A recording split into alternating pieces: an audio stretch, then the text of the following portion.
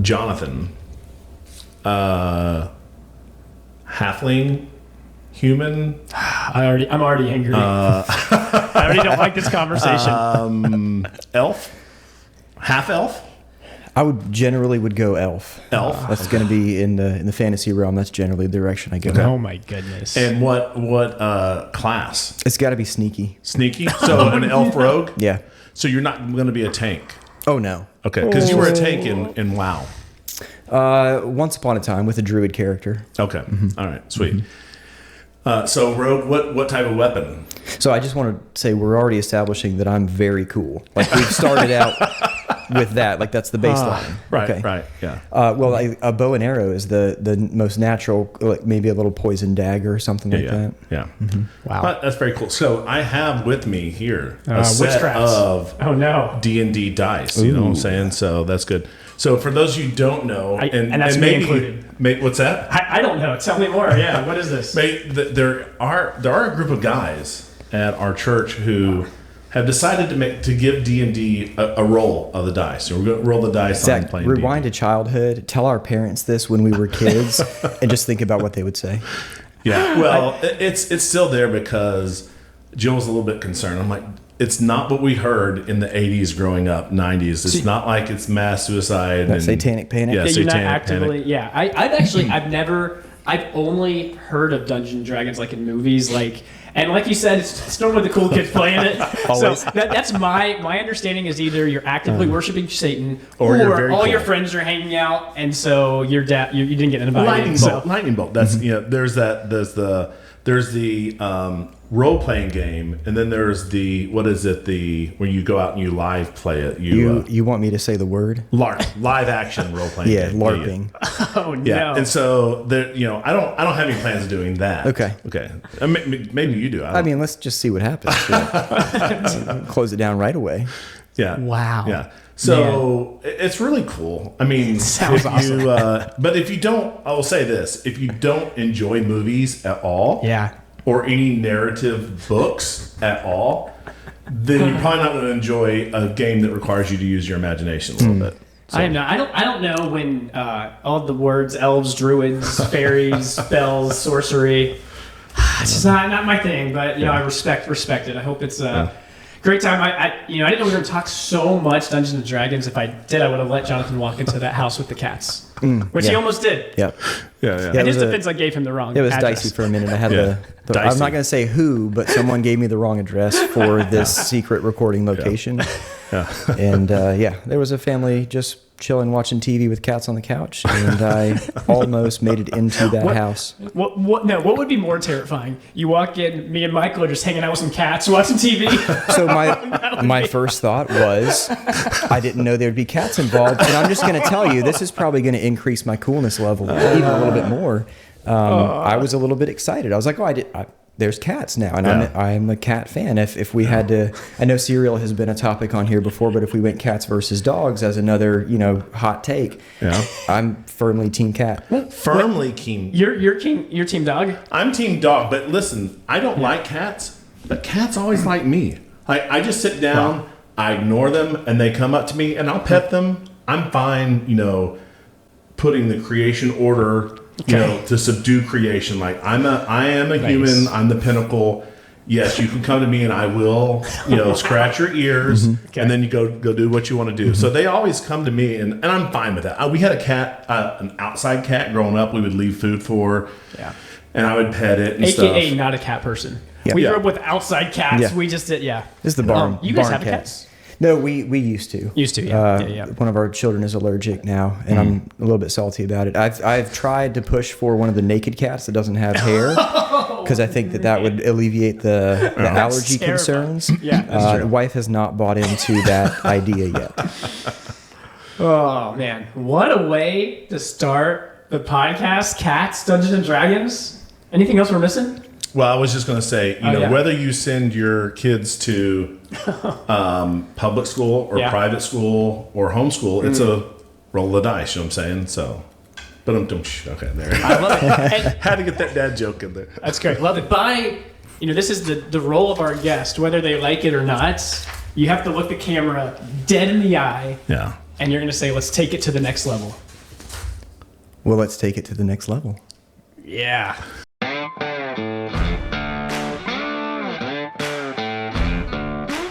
From the heart of the Low Country in South Carolina.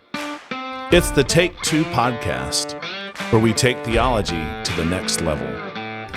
So here's a joke. Yeah, let's do it. Why was Harry Potter sent to the principal's office?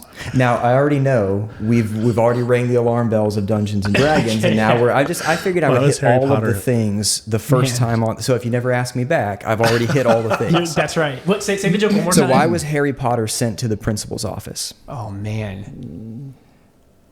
In my mind I want to sit and try to figure it out. I know, and I want to watch you sit and try to figure it out. I was thinking like Dementors or detentions or something like that. I know so little about Harry Potter that I can't make a good guess. Quidditch? So here's what it is. It's because he was cursing in class. Ah, nice.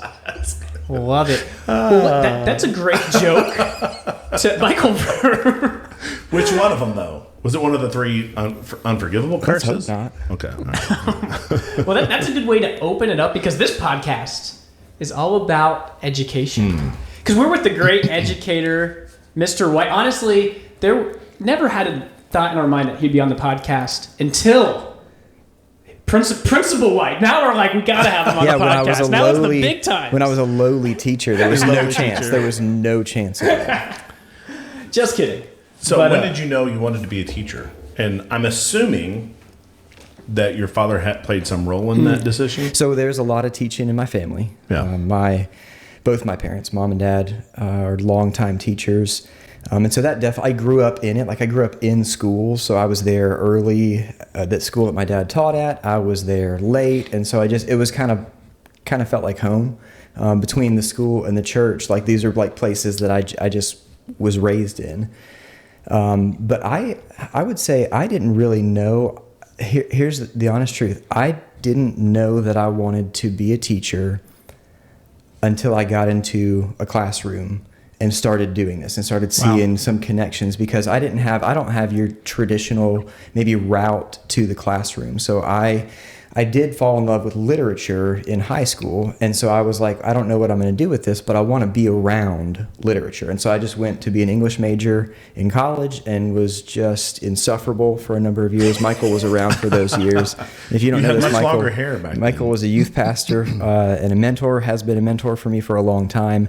And so he lived through some of the insufferable English major years. And then towards the end of college, I ended up working at a Christian bookstore.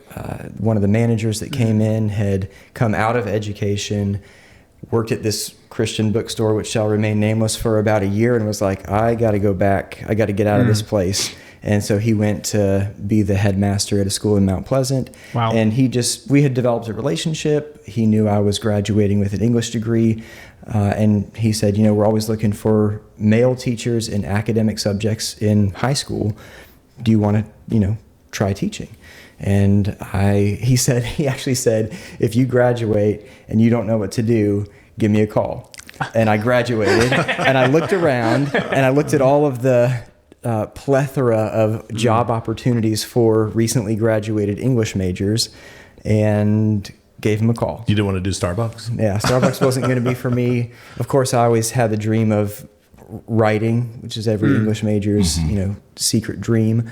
But I got in front of 9th and 10th graders teaching world literature. Wow. And I didn't come with the education degree, but that particular principal, I'll just name drop him. His name is Joe Holsey. He's still in education today. He became just a really significant mentor in kind of shaping what it looked like to run a classroom and to teach well.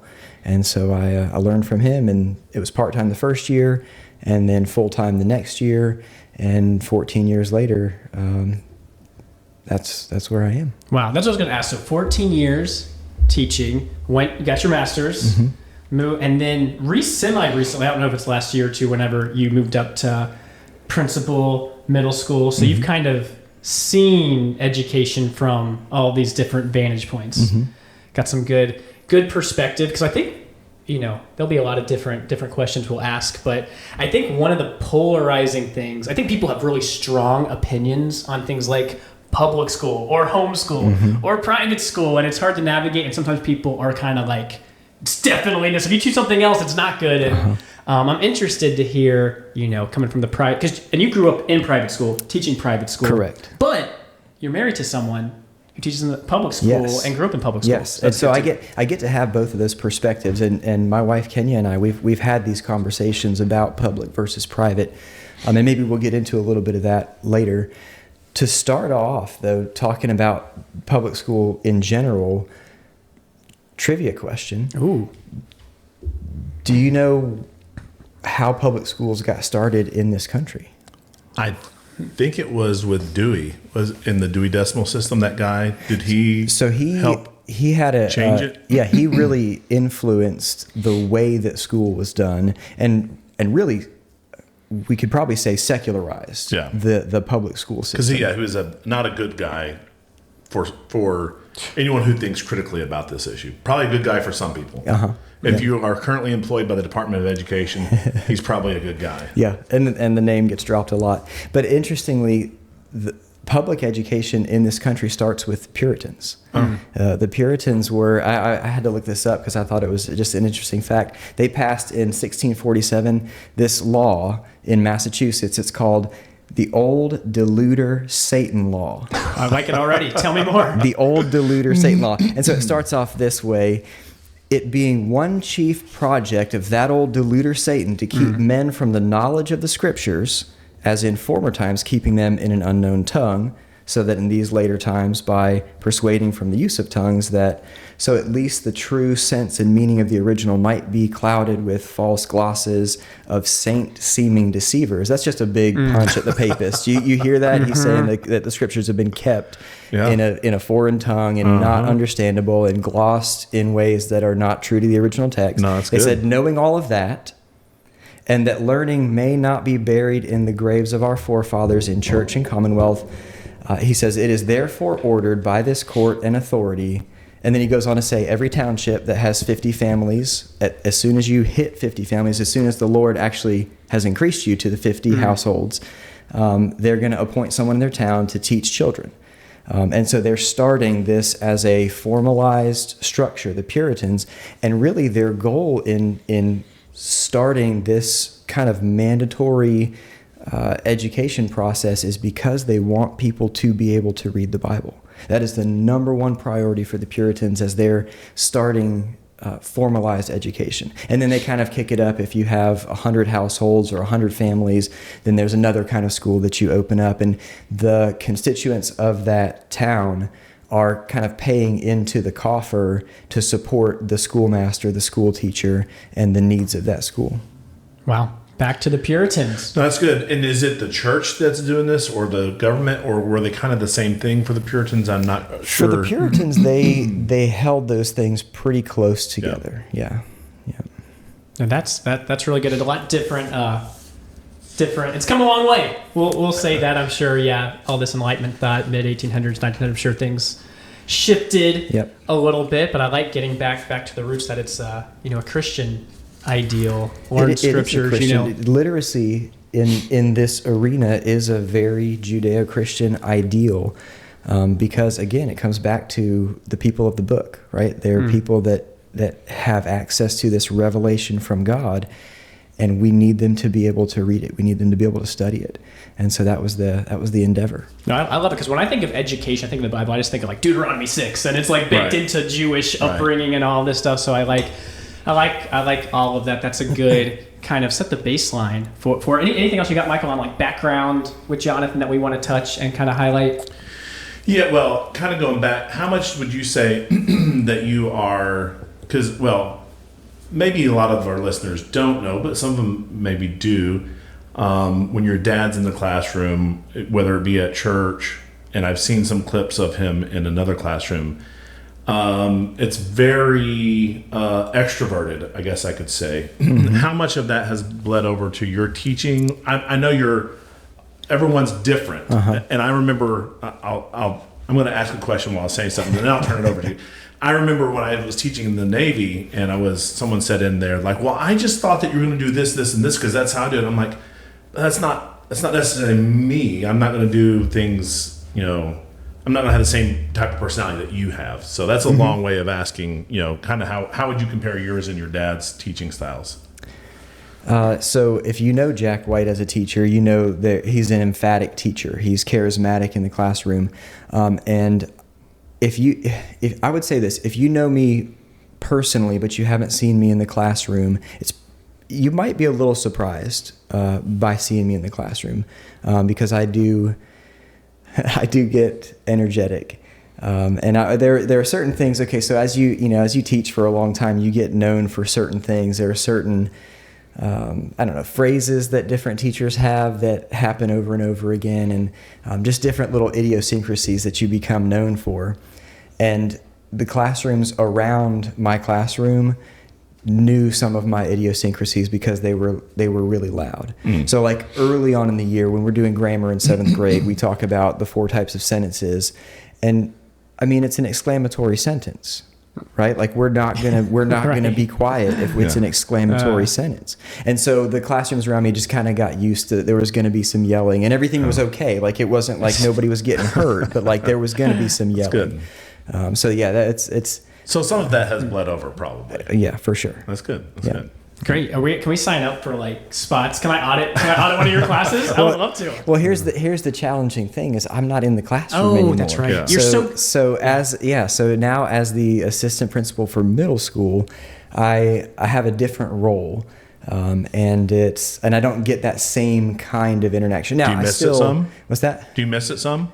Oh yeah, for sure. Yeah. It's a different. Now I still am. I'm still finding ways to interact with students and build those relationships, but it's just not the same when you have those students in the classroom day after day after day.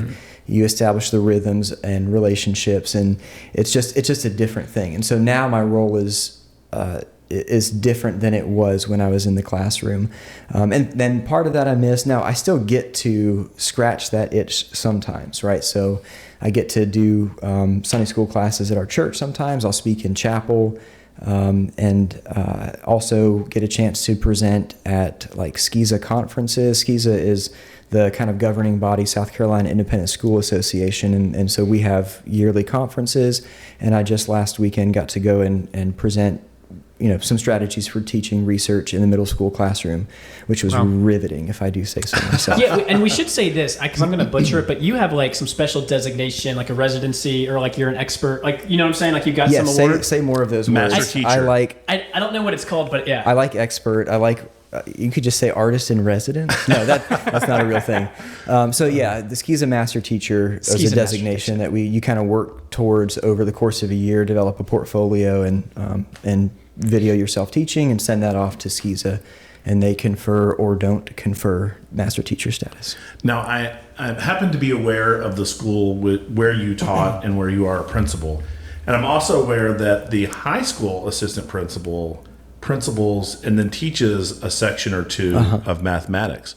Is there a time in the future where you will go back and teach a section or two of English, or does that make sense because it's like you need to do 3 or none, and 3 is probably too much? Yeah, so the way the English classes run in the middle school, I would probably need to teach 3 to keep them all together. Now, I mean, there are team teaching possibilities, and you can do some of that co-planning to make sure that the classes are tracking together. It does complicate it. It does vary the experience of the students from classroom to classroom. But what I have found this year, and maybe at some point in the future, I may try to get back in the classroom, but what I have found this year is that the role that I have now is just, it's really hard. It would be very difficult to be able to schedule like, okay, so this is class time, because there are things that come up at all times during the school day. If I were in a classroom, I would probably be pulled out of that classroom by some event or something that's happening on campus 2 or 3 times a week minimum. And so it would be a challenge. Okay. Man, I'm actually a little upset right now because I missed a prime opportunity, Jonathan. My kid, my second grader, his teacher is Miss Gilbert's. I coach her kid. I see her husband at least weekly, and I was like, I should have asked him just questions the spring. I was like, I missed my opportunity. Oh, and do you know how close they were? I've heard stories, but I don't really know. But they were. they were right next to each other, so much that I went to introduce myself to not Jonathan's replacement for teaching, but the replacement for where he was, like his classroom, because I think he's a history teacher. Mm-hmm. And I went to introduce myself to him, and Matt, I forgot his last, Gilbert, was like, he thought I was messing around at first because it was so ingrained that was Jonathan over there, but it wasn't Jonathan anymore. So no longer. That was a missed opportunity. Yeah, you really did, because he teaching next to each other for the last like 7 years. We have found many opportunities to poke at each other. So if he were sitting here, I know, like there are things I would even like tell students, like, so they would, there was a certain class that would come to my classroom for English, and the next class would be Mr. Gilbert's. And I would just try to like front load it with, like, I'm like, hey, if you want to try to get class off the rails in Mr. Gilbert's classroom, I was like, here's what it's going to be. Somebody's going to just quote this one verse from Ecclesiastes and just lob it out there, and you're going to see something happen. He's either going to crush that internal desire to just expound on Ecclesiastes, or he's going to go ahead and blow 20 minutes talking about vanity and vanity. Oh, that's great. Yeah, man. Well, lesson learned. Next time I'll ask him, but his kid's a good goalie. Our soccer team, we're destroying at Northwood. We're winning like 8-1, 8-0. It's wow. great. That's not even, that's what it's all about. Competitive. Yeah. Especially at this level, it's all about putting up points. You need to let those kids know they're not going to win everything in life. Yeah. So doing a service. So your team is teaching that to the other teams.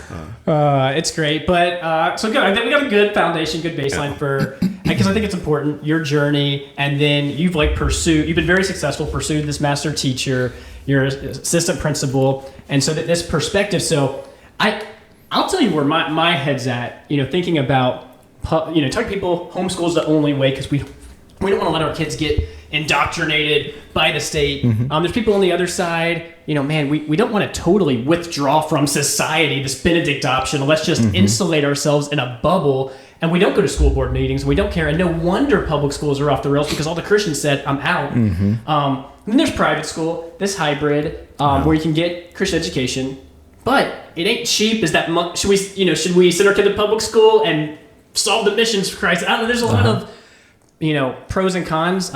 Michael Mott is a product of the public school. Can't we all tell? I'm just kidding. Great, right? My wife, public school. She was a public school teacher. Your wife. So I think we're all in different spots. And so I didn't really ask a question, but there's a lot of floating thoughts out there. We want to latch onto something and try to talk through some of this. Well, when you talk about the public versus private kind of divide, I think it can be really divisive. I think especially inside the church, there can be, there are really strong opinions on it. And someone at our home group basically said, there's only one right answer, homeschool.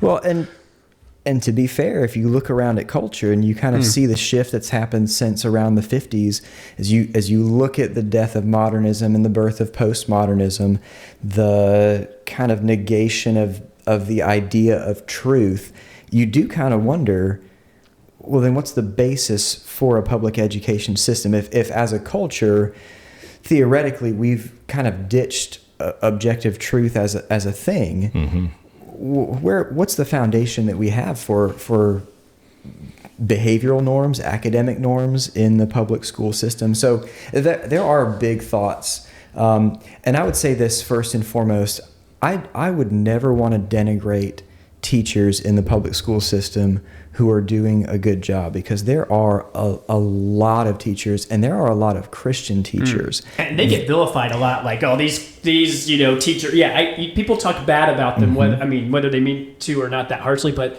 I hear that a lot. My wife, maybe I'm sensitive to, because my wife was a public school teacher. It's like, oh, you hear these things, and it's like, wow, really kind of look down sometimes. Yeah. And the Christian teacher in the public school system is walking a very fine line. I mean, it is a difficult thing to be able to manage the personal faith and what that has to do with the interaction with the public in this setting where the rules have kind of been set up to say we have to leave that at the door. When you come in this building, we don't have that capacity to talk about those things. But those teachers there are a lot of missionary teachers, and they're ministering in ways that the teachers in the private schools don't have access to. They're ministering to a population that private school teachers don't have access to. And so I would never want to denigrate what those teachers are doing, because it is really difficult. My wife Kenya grew up in public schools, and she teaches there. She's taught in public schools from kindergarten up through high school. And I mean, we were talking like rookie teacher of the year. Like she's an accoladed teacher. She's a fantastic rock star teacher. In fact, I have to say she's gone from kindergarten all the way to college level. She has taught everything in that mix, and done all of it well. She teaches at a public school, and she says, I wouldn't send my kids there. And so she has that perspective. Now, she's also there, and she also ministers, and she's able to have relationships with these students. And the certain population of students that she works with, she is an absolute light. And when they come with problems or they come asking questions, that's when she is able to actually minister in ways that are kind of biblically based. So what I hear you saying is maybe instead of sending our kids to be missionaries to public schools, we send adult teachers who love the Lord and love these kids to be the missionaries. There is a need for missionary teachers in the public school system, for sure. And I think that's something that we will have to talk about. The idea of missionary kids in a public school is cool. I would tell you probably 1 out of 1,000 children is equipped for that work. Wow. Yeah, I came across this quote by Bodhi Bacham that basically said, your children are not missionaries, they're the mission field. And I think that's a good perspective, because it covers both of that. When you think of your own children, and then, like we were saying of Kenya, my wife would say the similar thing. It's pretty amazing. I mean, you're spending so much time with kids, and kids latch onto you, and there's a lot of people from different situations. It's just like, you're that natural, people just come to you. It's like, to have someone come to you with problems, it's like, wow, you can't, missionaries go places hoping people will come to them. I think people will just naturally come to you. That's pretty amazing. Yes. Yep. It is. And especially as teachers manifest the fruit of the Spirit in that secular environment, it really does speak volumes. I mean, you stand out in that environment if you are not the one in the teacher's break room that's always griping about these students, that the one that is uplifting the students. And this is what Kenya has always been in whatever schooling situation she's been in. She has been the one that is like, I'm here for the kids. Like, we're gonna meet them where they are and lift them up. We're not gonna sit here and snipe at them and pick at them and say all the problems that we have with them. It's gonna be, okay, this is the behavior. Now let's move them up. Like, let's get around them and move them up. And that's how the conversation has to be around students. Too often when teachers get together, it just turns into a gripe fest, and that's poisonous.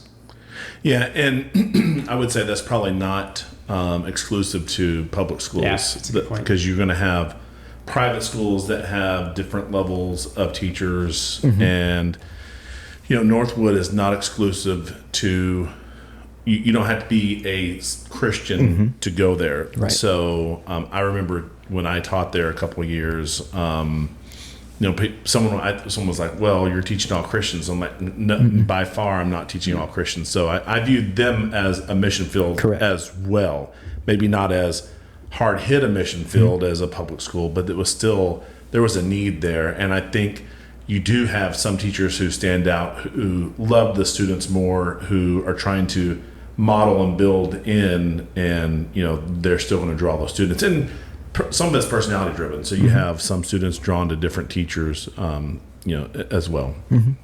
I think it's a really good kind of launching point to talk about. All right, so let's talk some public versus private.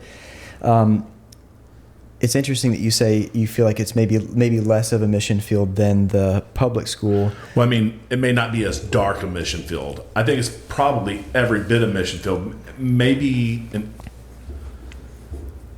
I would say I could talk about spiritual things in a private school openly, where I couldn't necessarily in a public school. So it may be even a better opportunity. And the populace is, you're coming from a different angle. I'll tell you, the number one concern that I have for Christian school students is that they believe that they are Christians because they are culturally Christian. That's scary. And so at 14 years of Christian school education, being in the classroom and now seeing it from the administrative standpoint, I collected data, and it was self-reported at the last school that I was at before Northwood. I collected data from students, and it was alarming to look at the numbers of students in a Christian school environment who would, on a scale of 1 to 5, how confident are you that you are saved? And to have even 40% of the students in a Bible class that I was teaching.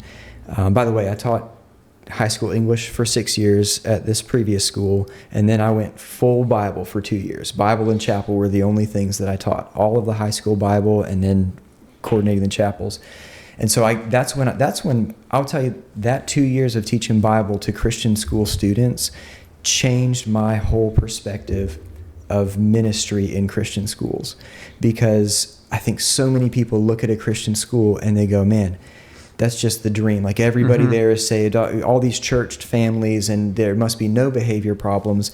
And that is simply not the case. We have a lot of students in a Christian school who are not saved, and they're unchurched. Their families see it as just a better education, a better situation for them to be in, and they have the money to pay for it. And they go, okay, we'll send them to private school. It's fine. They're going to talk about the Bible. That's whatever. Like that's not our thing. But they would send their kids because they feel like it's a better opportunity.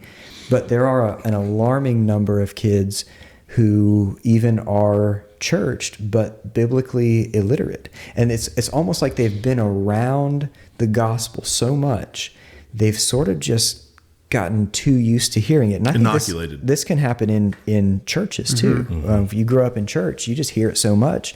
Sometimes some of these kids kind of feel like, hey, yeah, I'm Christian. Like I go to church once in a while, and like I go to a Christian school.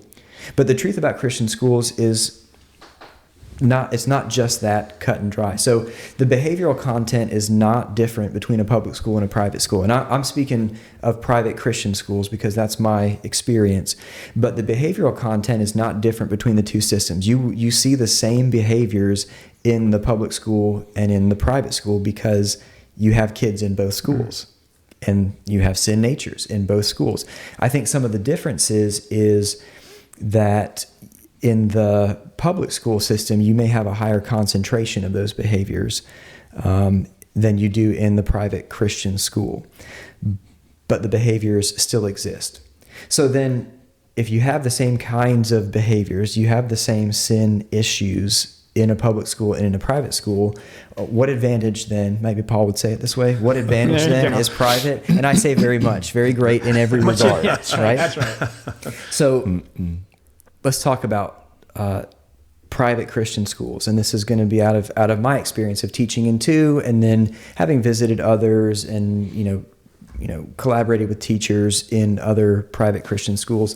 There's generally smaller classes, and that's a huge plus. That's what's one of the major actually drawing points that when we get students into our school. One of the major drawing points is smaller class sizes. What's a typical public school class size these days? When Kenya had, she's in a more specialized situation now, but when she was teaching general population students, she could have 30, and that would be pretty normal. I know that some of the teachers in the middle school hallway right now at my school have talked about having upwards of 33, 34 students, and that's middle school students. And what's the limit for Northwood? Because it could vary from school to school. Where we are right now is we cap classes at 24 ... maybe 25. A couple of them 25. Because when my last year teaching trig, I had one class of 25, and I was like, "This is a lot." That gets to that's the upper limit. But it was that way because of senior schedules and stuff, and so it just was a special. It was one of those ... There was 25 in there, but I can't. That was tight. Adding 5 more kids that you're responsible to try to understand where there are missing and misunderstanding, it would be very tough. To try to individualize for 25 students in a class period is very challenging. So by the way, the perfect class size is 18, and I'll die on that hill. Not That 24. That is the perfect class size. Okay. Yep, 18. But generally smaller classes, generally a smaller concentration of those challenging behaviors. Now that depends on a school's enrollment policy. There are small Christian schools that kind of just have to take whoever applies for financial reasons.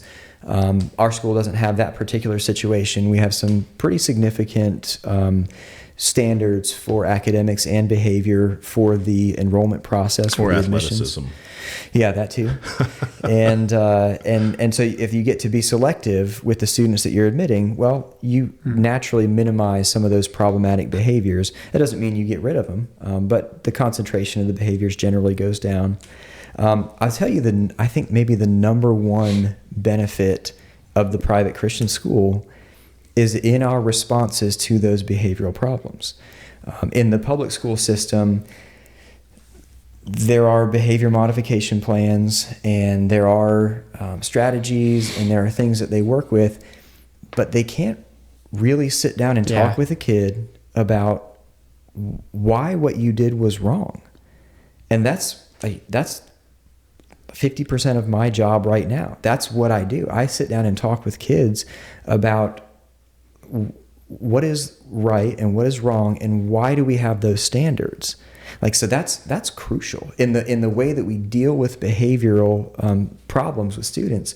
The public school system is not able to provide a foundation for what is moral behavior. It's just kind of a hangover from the Judeo-Christian framework of our nation. These are generally accepted things. You generally shouldn't be rude to people. You generally shouldn't use offensive language. All these things, they're kind of wishy-washy if you don't have something that you can say, for this reason, because of this objective truth that comes from the Creator, this behavior is wrong. And that's one of the things that we get to do in a private Christian school. Wow. Quick question. I don't know. I have no idea about this, so it could be anywhere. Because when I hear people talk about positives of public school, sometimes they'll point to, special education accommodations, these kind of things. So I don't know what it's like. I know it probably varies across private schools, but I've heard that's one of the things. The resources sometimes aren't there, that kind of thing. And so I've got some drawbacks kind of that I thought through. One of those drawbacks of private Christian schools is generally a smaller awareness of kind of the reality of mental health issues. But I think that's a church issue. I think our churches have been maybe a little bit slow to look at that. Maybe I'm a little biased. I think our church does really well with this because of our connection with the Low Country Biblical Counseling Center and an understanding of what mental health is and how Scripture speaks into it and how the Holy Spirit speaks into those situations. But there are definitely more resources for special education, for some of that mental health awareness. But again, in the public school, if you were to go see a counselor and you're dealing with anxiety, there are some things that they can do that physiologically will help move that process. But there's a foundation that's missing. There's a foundation of truth that's missing. And I would say there are some kids with autism at Northwood, but I wouldn't say we have anybody that has any major special education requirements type of things. That's I guess you could consider that a drawback if that's your child, but maybe it's a positive if it's not your child, because the teacher is not trying to individualize to a very wide range of students. It's some, like you said, it's a little bit narrowed in their focus. It is, because of enrollment policies. It provides that narrowness a little bit. And I bring that my wife was a special education teacher for many years, so I was thinking about that. And then other people, when they talk, not that this is the end all be all reason, but they say in a public school system you just get exposure to the community. It's not as cookie cutter to where you just get not that this is maybe this could be a bad thing too, but just experience dealing with different kinds of people versus a small slice of society. You're kind of restricted. Homeschooling is the ultimate version of that, where you're really restricted, right? Yeah. Where you don't really interact as much as you would in a public school, probably. And I would say at Northwood, we have a very diverse student population. One of the reasons that I was really adamant that I wanted to get there and wanted to get my kids there back in 2017, 2018, when I was looking for a change. The diversity of the student population was one of the things that I was like, that I want my kids in this diversity. Like I want them to be able to interact with people from lots of different backgrounds and ethnicities, and really kind of have that multiple kind of slice of life view from different people. And it brings its challenges. Yep. But they're good. They're good challenges to have to work through. No, I like that you said that, because sorry, clear my voice. That's one reason we went from homeschooling to private school. I've really had a great experience at Northwood for that exact reason. And, I think people, it cuts both ways. People on the homeschool side of things might say, there's a lot of wasted time in the school system. We get done with everything. But at the same time, my experience in life is that I've heard it said, life is a giant group project. Me having a bad teacher in high school was actually probably good for me, because I've had a bad manager in real life. And sometimes when you cut that out, you can be more efficient, but it's good to work with adversity. Things aren't perfect. So it's like it cuts both ways. Correct. Maybe less efficient, but you learn dealing with obstacles and going through processes. Not that they're always the best or whatever. Yeah, so it's another bullet point that I have for the private school is this development of community and this development of social capital. And so there is something significant about learning in a community that is somewhat larger and somewhat diverse, but then the smaller class sizes still give us this chance that I can see one of our middle school students walking down the hallway, and I can tell from their face if there's something wrong, and I can pull that kid aside and go, hey, like, what's going on today? Is there anything that I can help you with?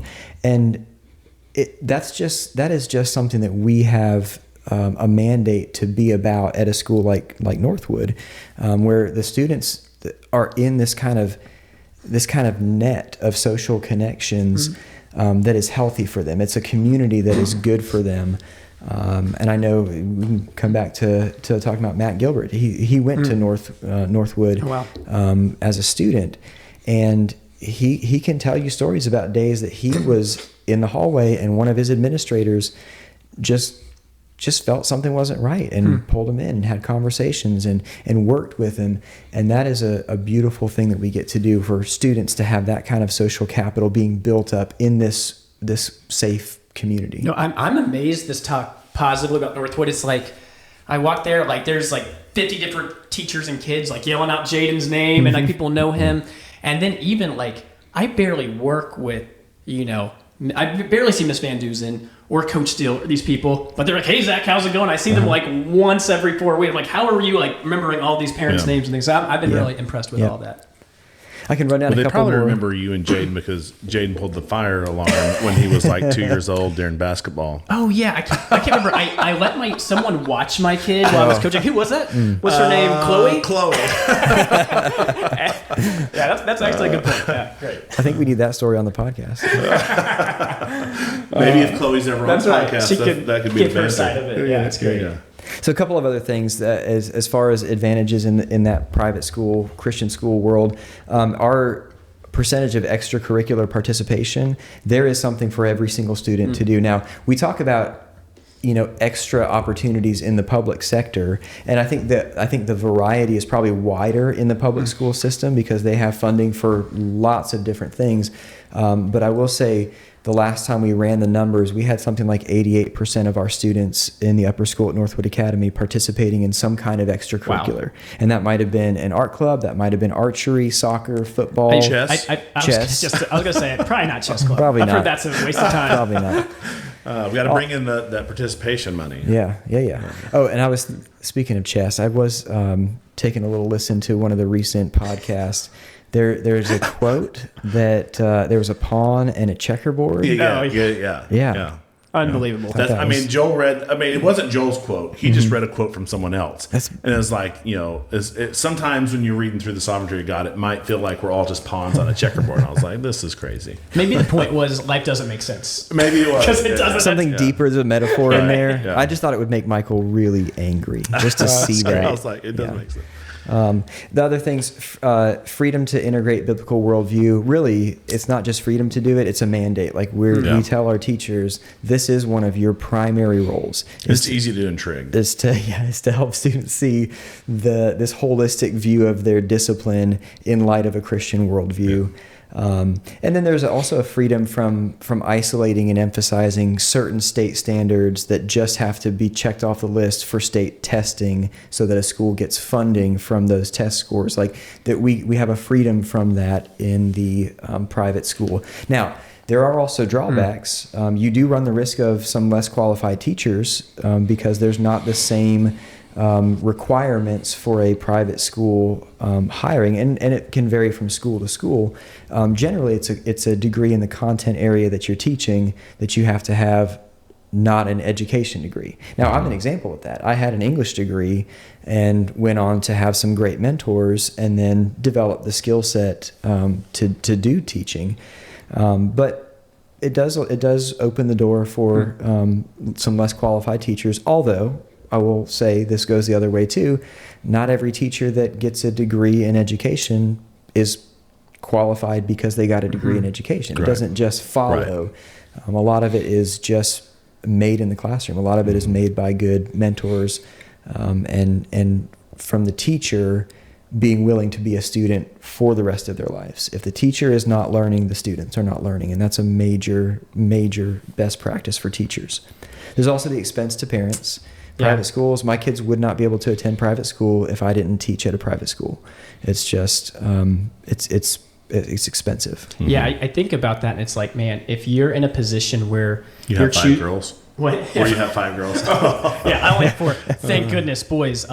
Where it's like, if you're in a position where you're picking between public school, private school, and homeschool, that's a good place to be because not everyone has that option. Right. And my family, we've got 4 boys. We're at a crossroads. We can support 2 boys at a private school. We can't really support more. So it's like, it's really a tough thing. And you think about like, yeah, that is a sacrifice and it is expensive. And we've had a great experience, but that's a real, there's employment opportunities for Leanne in the future with her education background. Yes, that's hint. And so, remember what we said bad about Northwood? Can you edit that out in case this goes out? Just kidding. But yeah, that I think that's that's a tough one where sometimes homeschooling is more of an option because you can do it's still not nothing, but you can do that for less expensive. Yep. And then just 2 other things. Sometimes at a private Christian school, you have some of these kind of draconian rules that have lasted in handbooks. Sometimes it's dress code things. Sometimes it's other types of rules and handbook policies that have stayed around. I do have to say, I think Northwood has done a good job of walking that line between having them. You have to have standards. It's that broken window principle. If you slip on some standards, a lot of behavior issues come from students recognizing, these policies aren't being policed, and so it's a very slippery slope. And so you really do have to set a hard line somewhere. Sometimes it's difficult to decide where that is. I will say our draconian cell phone policies are being adopted by the state of South Carolina by law. Every educational institution is seeing the benefit of getting phones out of the hands of students during instructional time. That's something private schools have been on top of for a long time. Right. Yeah. That seems like a very common sense thing, because I think we were watching a news story and my kids, or hearing something, my kids were like, wait, how do they have phones? Like, well, not all of the schools have rules like you do. So that was one of the big battles that my wife fought when she was teaching general population. Is you have 35 students in a classroom, half of them have earbuds in, and the other half are kind of texting each other on the side. And like you're trying to give instruction, and then have them work in small groups, and then work with a group yourself. And it's just, phones are everywhere. You see the viral videos of the teacher like grabbing it and just throwing it, and of course now they're fired, but you can understand why they're frustrated. Like they're giving all they have, they're trying to communicate, and they're just not getting any respect or any type of interaction. Well, and we're on the cusp of all of the studies, like longitudinal studies that are being done about the effects of social media and cell phones, especially on tweens and teens. Like now that the data it's been the Wild West for the past 20 years. But now the data is catching up, and people are not able to ignore the kind of mental health crisis that the proliferation of social media has had on students, and the impact and lost educational time from having cell phones in classrooms. Like, so all the data is now catching up, and we're going, oh no, we better regulate this. That's good. So our private Christian school cell phone policies are now catching on statewide. Yeah, it's probably like smoking or something. It's like we all do it, and now like the data is overwhelming. Where it's like, actually, that's not. Speaking of draconian rules, I was born in the '90s, but I went to a private school in Kentucky when I was in 3rd or 4th grade. So you went to school in the 70s, basically. Yeah, see, exactly. It's like 20. I got. So y'all went from Memphis to Kentucky? Yeah. So my dad, he like did his fellowship for a couple years somewhere. So we had to like move while he was doing some of his training, and so he worked at University of Kentucky for like 2 or 3 years, and then we moved back to Memphis. I gotcha. And when I was like in 2nd or 3rd grade or something, I got disappointed. I got spanked by the principal at a school as like a 3rd grader. I've been spanked at school twice. Once was by a female junior high principal. Yikes. And I will tell you, I could give you my innocence in both of these cases. Did it hurt? It did not hurt. I was embarrassed for her. I was like, you're like, lady, you got to give a little more than that. I'm gonna drop a name here. I don't know if it was like Miss Morgan. I'm like, if you're spanking people, it's got to be better. Bring that. Like, it wasn't. Maybe she knew that I was innocent, and that's why. Probably. Science teacher had one of the students marking tardies. And in science, the nerd that I want to stop. He is so passionate about it. I love it. It's like sticking with him. He's like, come on. The nerd that I am, like, I put my stuff down. I go up and I talk to Mr. Bird about science. Like, I'm talking to him about classroom stuff. And then he'll be like, okay, we're about to start. And I go sit down. So unbeknownst to me, I've got like 5 tardies on the books because someone's been Johnny marking me Duguid tardy. there's like, you're not in your desk. Right, yeah. Even though I was there. So anyways. But then I got another paddling by a coach. I'll say that one left a little sting. Yeah, that'll leave a mark. That left a sting. Yeah. Again, I was innocent in that case too. Of course. You did no wrong. No. Yeah. There are things I probably did. There are things I did that I probably should have gotten a paddling for. So it was just catching up Those two were not. Yeah. Those two were not it. Yeah. But I love caught. that you were embarrassed for her. Like, did you apologize to her? I'm sorry. That was not good. Oh man, yeah. So I went to the school that my dad taught at from kindergarten to 8th grade, and he taught 3rd and 4th grade. And when I got in trouble at that school, he got called to the office. Oh man! And so I think he paddled me once in the office. I think the principal might have done it one time too. But yeah, that was a different time. Yeah. So real quick, while we're wrapping up, I did have this question for you about. So I've heard, and I'm sure you're familiar, but just in case, I don't want to play something chump, but the trivium model of learning that says like younger, basically elementary grammar stage of learning, sponges that kind of memorize a whole lot of stuff. Middle school, the logic phase where they are like putting rules and stuff together. Then high school is the rhetoric phase where they're like learning how to defend and exchange ideas and stuff. I think that's generally makes sense. Was that any part of your teaching? Is that something that generally that you've seen people try to follow, or is that kind of all new? Or I don't think that we have a conscious effort to be in that. Now, there are best practices that work with different developmental stages. And so there definitely are developmental stages where we want to use a certain type of questioning more with this developmental stage than this one. So for example, I mean, my last 6 years of teaching is just all middle school. It was all 7th grade. And 7th grade is an interesting time because they're really starting to have the possibility of abstract thinking. Prior to that, there's really not much of that going on. They're just kind of dipping their toes into abstract thinking. And so if you tell a 7th grader, like, okay, we're going to write a research paper, it doesn't really make sense to them. They focus more on, wait, I have to have this note card is supposed to have this stuff on it, and the source card is supposed to have this stuff on it. They're not building this composite model in their minds of what the research paper is supposed to do. They're still pretty task oriented. Now, you get some that are moving into that abstract thought, but having that kind of understanding of where the different developmental stages are for learning does change your practice. And so like in 7th grade, I didn't do a research paper. There were 3 different research assignments that scaffolded to meet those skills that they were going to need when they go on to write a research paper.